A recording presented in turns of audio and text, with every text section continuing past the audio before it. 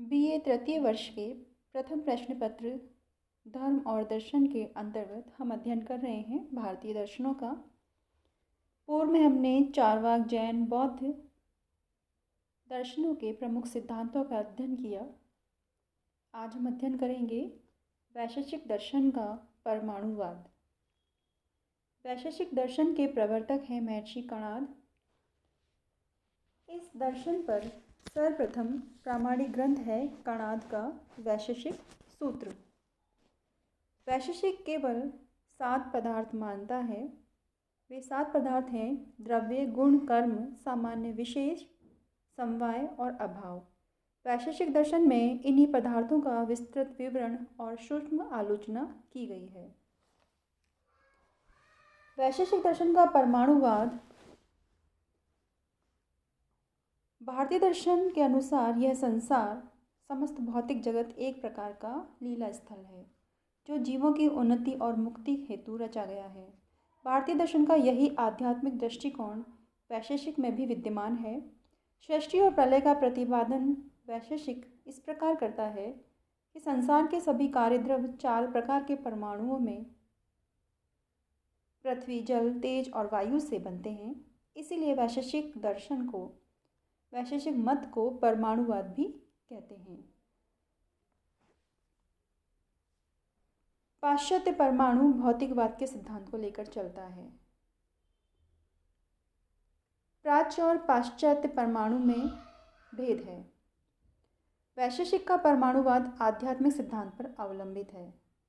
इसके अनुसार परमाणुओं की गति का सूत्रधार ईश्वर है, जो जीवों के अदृष्ट के अनुसार कर्म फल का भोग कराने के लिए परमाणु की क्रियाओं को प्रवर्तित करता है। उसी की इच्छा से सृष्टि और प्रलय होते हैं। दूसरे शब्दों में ये कहा जा सकता है कि यह विश्व मानो एक रंगमंच है। यह एक राजतंत्र राष्ट्र है जो एक बुद्धिमान सम्राट की इच्छा से इस प्रकार संचालित और नियंत्रित होता है कि इसमें सभी नागरिकों को अपनी अपनी स्वतंत्रता और दायित्व के साथ अपनी अपनी आत्मोन्नति और आत्मविकास करने का यथेष्ट अवसर मिलता है। वैशेषिक का परमाणुवाद जगत के उसी भाग के बारे में है जो अनित्यता, जो किसी समय में उत्पन्न और विनष्ट होता है। जगत के नित्य पदार्थों आकाश, दिक्, काल, मन, आत्मा और भौतिक परमाणुओं की न सृष्टि होती है न संहार होता है। अणुओं के संयोग से कार्यद्रव्यों की उत्पत्ति और उसके विच्छेद से कार्यद्रव्यों का विनाश होता है। इन्हीं अनित्य की सृष्टि और लय का क्रम बतलाना परमाणुवाद का उद्देश्य है। 2 परमाणुओं का प्रथम संयोग द्वणुक कहलाता है। 3 द्वणुकों का संयोग त्रैणुक कहलाता है। वैशेषिक मतानुसार यह सूक्ष्मतम कार्यद्रव्य है जो दृष्टिगोचर हो सकता है। परमाणु या द्वणुक इससे भी सूक्ष्म होने के कारण प्रत्यक्ष नहीं हो सकते। उनका ज्ञान हमें अनुमान के द्वारा होता है। समस्त भौतिक जगत और उसके कार्यद्रव्यों 4 प्रकार के पृथ्वी, जल, तेज और वायु के परमाणुओं के द्वणुकों, त्रणुकों तथा उनके बृहत्तर संयोग के परिणाम हैं। परमाणु की गति या कर्म के फलस्वरूप ही उनके संयोग होते हैं। इस कर्म या गति का कारण क्या है? जगत में जो क्रम या व्यवस्था देखने में आती है उसकी उत्पत्ति किस प्रकार की जा सकती है? वैशेषिक इस प्रकार जो उत्तर देता है वह संक्षेप में यूँ है कि जगत में परमाणुओं के संयोग जन्य भौतिक कार्यद्रव्य हैं। शरीर, इंद्रिय, मन, बुद्धि, अहंकार से युक्त जीवात्मा भी हैं। ये दिक्, काल और आकाश में अवस्थित कार्य कारण की श्रृंखला से बंधे हुए हैं। जीवात्मा अपनी बुद्धि, ज्ञान और कर्म के अनुसार सुख या दुख का भोग करते हैं। पुण्य का फल सुख और पाप का फल दुख होता है। इस तरह जीवात्माओं के सुख तो केवल प्राकृतिक नियमों के अधीन नहीं बल्कि कर्म फल के नियमों पर भी आश्रित हैं। इस नियम का सारांश है, जैसी करनी वैसी भरनी। प्राकृतिक कार्य कारण के नियम का सारांश है, बिना कारण के कोई कार्य नहीं हो सकता। कर्म फल का भी नियम है, जो जस करहि सो तस फल चाखा। वैशेषिक के अनुसार सृष्टि और संहार की प्रक्रिया है। सृष्टि और संहार के कर्ता में ईश्वर हैं। वे ही अखिल विश्व के स्वामी हैं। उन्हीं की इच्छा से संसार की सृष्टि होती है और उन्हीं की इच्छा से प्रलय होता है। यह सृष्टि और लय अनादिकाल से चलता आ रहा है। इसलिए किसी सृष्टि को प्रथम सृष्टि नहीं कहा जा सकता। प्रत्येक सृष्टि से पूर्व लय की अवस्था रहती है और प्रत्येक लय के पूर्व सृष्टि की।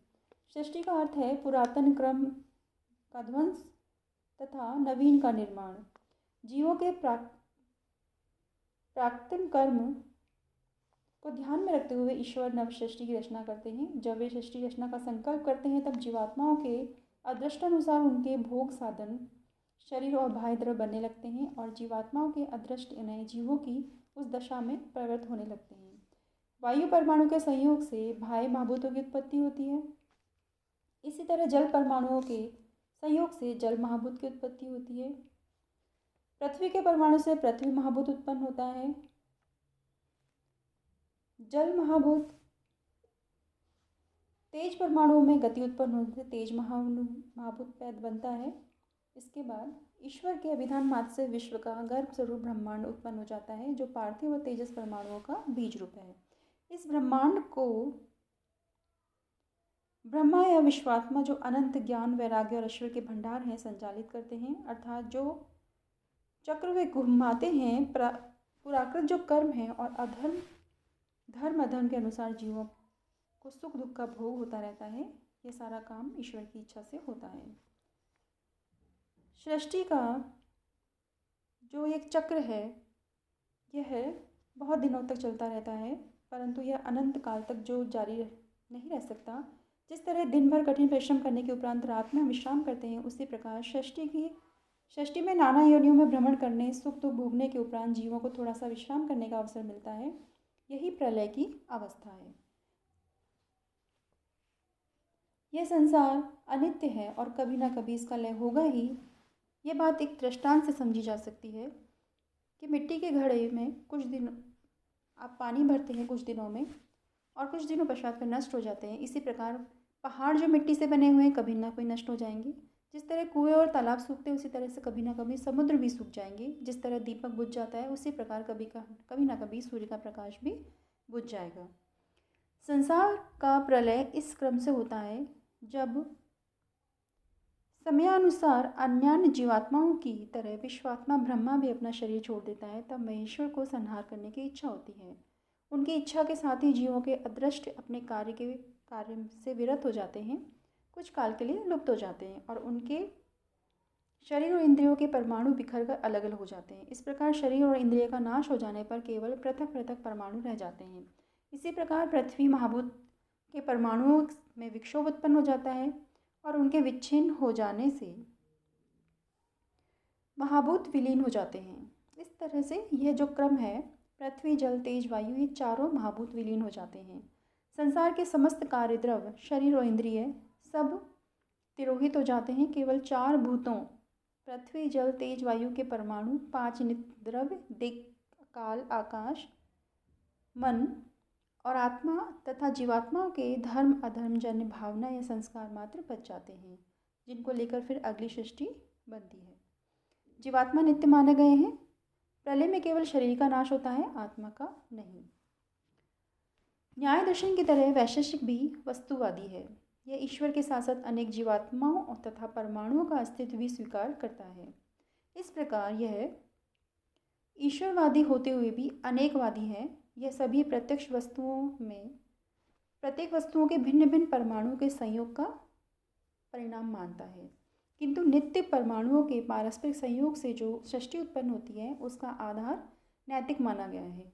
जीवात्माओं के अदृष्ट अनुसार ही उनके कर्मफल भोग कराने तथा अनंत उन्हें अपना स्वरूप ज्ञान कराने के निमित्त ही ईश्वर सृष्टि रचना या संहार करता है। न्याय और वैशेषिक ईश्वर को सृष्टिकर्ता भी मानते हैं और साथ ही साथ जीवात्माओं की स्वतंत्र सत्ता को भी स्वीकार करते हैं। चैतन्य को वो आत्मा का आकस्मिक तथा औपाधिक गुण मानते हैं, स्वाभाविक धर्म नहीं। वैशेषिक परमाणुवाद केवल लोकमत नहीं है, जो केवल पृथ्वी जल तेज और वायु के कणों से सारा संसार निर्मित समझता है। इसकी अपनी विशेषता है। इस तरह वह भौतिकवाद भी नहीं है, जो संपूर्ण जड़ और चेतन जगत को भौतिक परमाणु के संयोग का फल मात्र मानता है। वैशेषिक मन और आत्मा का पृथक अस्तित्व मानता है। यह परमाणुवाद का ईश्वरवाद के साथ समन्वय करता है। ईश्वर सृष्टिकर्ता और कर्मफलदाता के रूप में स्वीकार किए गए हैं, परंतु परमाणुओं या जीवात्माओं के कर्ता के रूप में नहीं। वैशेषिक के ईश्वर सर्वनियामक हैं, सर्वश्रेष्ठा नहीं। इस प्रकार पदार्थ शब्द की जो रचना और जो प्रयोग समग्र संसार के दर्शन के इतिहास में एक अपूर्व आविष्कार है। वैशेषिक दर्शन ने जो पदार्थ विज्ञान दिया है वो सूक्ष्म युक्ति का एक आश्चर्य निदर्शन है। आधुनिक दर्शन में भी इसकी तुलना विरल है। इसीलिए वैशेषिक दर्शन का ये परमाणुवाद अत्यंत महत्वपूर्ण है।